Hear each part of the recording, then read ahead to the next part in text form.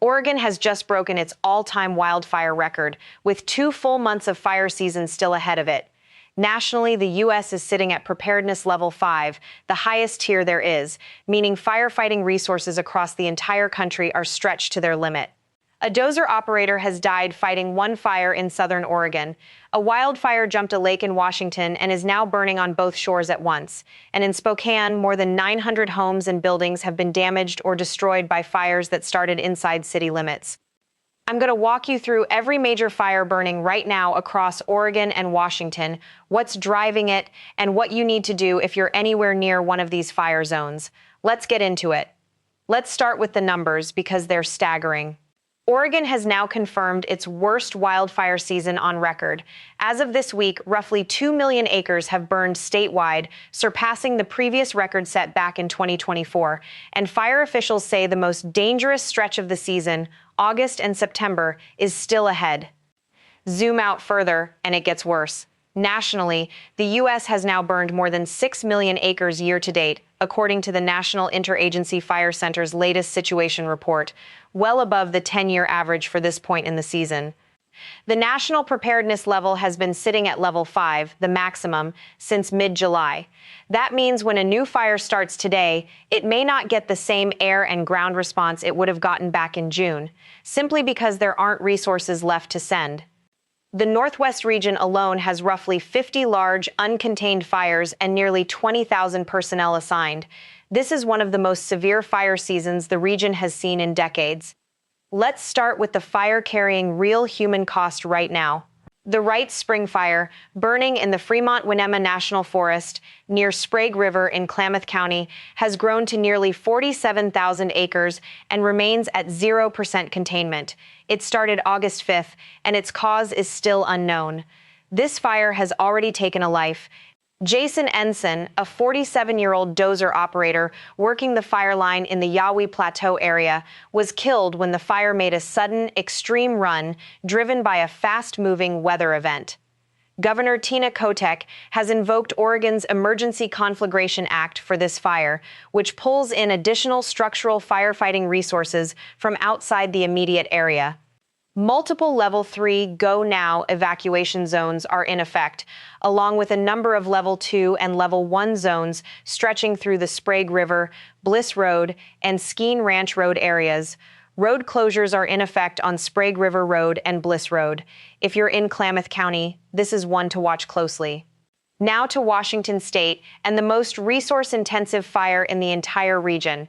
The Little Giant Fire, burning about 30 miles northwest of Leavenworth in the Okanogan-Wenatchee National Forest, has burned more than 111,000 acres and is only 2% contained. It was sparked by lightning back on July 15th, and it has now grown so large that it's jumped Lake Chelan and is burning on both shores simultaneously. An initial damage assessment has confirmed 26 structures destroyed, 2 homes, 3 cabins, and 21 outbuildings, with nearly 2,000 more structures still under threat. More than 1,800 personnel are assigned to this fire, and Chelan County Sheriff Mike Morrison has been blunt about how difficult it's been to fight. Limited access into the valley and reduced air support have made this one especially hard to get ahead of. Level 3 evacuation orders remain active on the north shore of Lake Chelan and through the Entiat Valley. If you're in Chelan or Okanogan County, check the county emergency management page directly because zones here have been shifting fast. This is arguably the most devastating fire story in the region right now because it happened inside a major city. 3 fires, Old Trails, Autumn Lane, and Fairview, broke out almost simultaneously on August 1st in and around Spokane. At their peak, roughly 65,000 people were placed under evacuation orders. Combined, the 3 fires have damaged or destroyed more than 900 structures. The majority of that loss, around 690, coming from the Old Trails fire alone, which tore through the Indian Trail and 5 Mile Prairie neighborhoods. As of the most recent update, containment stands at 61% on Autumn Lane, 43% on Old Trails, and 43% on Fairview, real progress after a genuinely brutal first week. And there's a criminal case attached to this one. 37-year-old Aaron Farinacci was arrested and now faces 5 counts of first-degree arson, 1 for the Old Trails fire and 4 additional charges connected to other fires in the area. He was found with waterproof matches, a butane lighter, and cigarettes, according to court documents. He's been charged. No conviction has been entered. If you're in Spokane or Stevens County, evacuation levels are still active in parts of the Mount Spokane Park Drive and Peony Road areas. Check the county's official map before assuming it's safe to return. Back in Oregon, the Grasshopper Fire near Mount Hood has burned nearly 64,000 acres and is 23% contained, with more than 1,600 personnel assigned. Containment lines along Highway 35, one of the most critical protection priorities on this fire, are holding well, according to fire officials. The bigger concern right now is the north side, where crews are working to slow the fire's push through the 5-mile and 15-mile creek areas. Evacuation levels remain active to the west of the fire, though Timberline Lodge and Government Camp remain open under a Level 1 Be Ready notice, not a mandatory evacuation, despite some reports circulating online. A few more fires worth knowing about, starting with the biggest one in the state. The Roe Creek Complex, burning south of Fossil in central Oregon, is now Oregon's largest active fire at roughly 364,000 acres and 76% contained, a genuinely strong containment number for a fire this size, thanks to weeks of sustained work from crews. In the Umatilla National Forest, the Hagen Fire has burned around 40,000 acres and is 11% contained, and it reached Highway 204 this past weekend, forcing an extended closure. The nearby Paradise Fire, close to Walla Walla, has stayed smaller, under 2,000 acres, but its location inside Walla Walla's municipal watershed means crews are being extremely careful with suppression tactics there.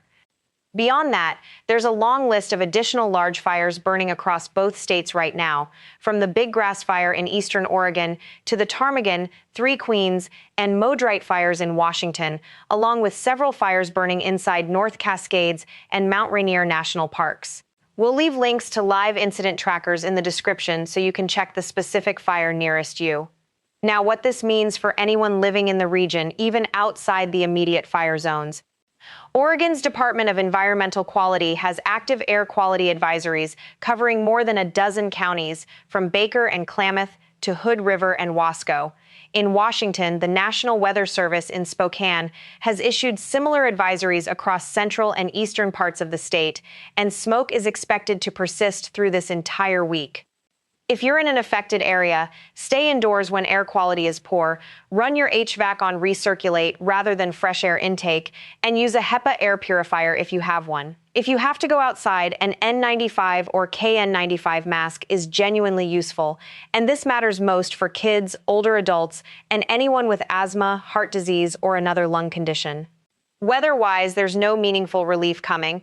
The National Weather Service has flagged dangerous Cascade Gap winds, winds that funnel and accelerate through mountain passes, continuing through at least this Tuesday, and there's no significant rainfall in the forecast for the next week to 10 days across the Pacific Northwest. If you're anywhere near an active fire zone in Oregon or Washington, here's what actually matters. 1. Know your evacuation level and take it seriously. Level 3 means leave immediately. No packing, no waiting. 2. Sign up for your county's emergency alert system today, not when a fire starts. 3. Check road closures before you travel. Conditions on highways near these fires are changing daily. 4. If you're near the smoke, protect your indoor air and limit outdoor exposure.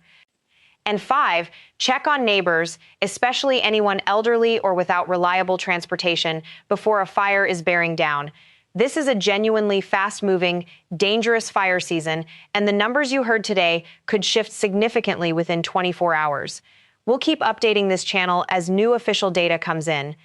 If this helped you understand what's happening in the Pacific Northwest right now, subscribe and turn on notifications, and please share this with anyone you know in Oregon or Washington. To every firefighter, dozer operator, and first responder on the lines right now, thank you. Stay informed, stay ready, and stay safe out there.